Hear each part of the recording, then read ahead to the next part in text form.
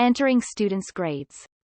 A student's class grade is comprised of one or more of the following categories, which are found in each class's weights page: attendance, tests, homework and projects, and trackers.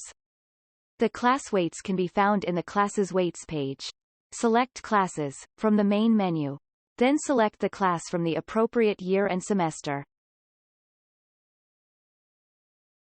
Then select the class menu, Weights. The attendance grade is calculated automatically, based on the student's attendance. For more information on attendance grades, see the appropriate help tutorial in the Class Grades section. You can override the attendance grade by either changing the student's attendances or via the performance report. For more information on the performance report, see the appropriate help tutorial in the Reports section. The tracker's grades are also calculated automatically, based on the values entered for each tracker. You can override the tracker's grade by either changing the tracker values or via the performance report.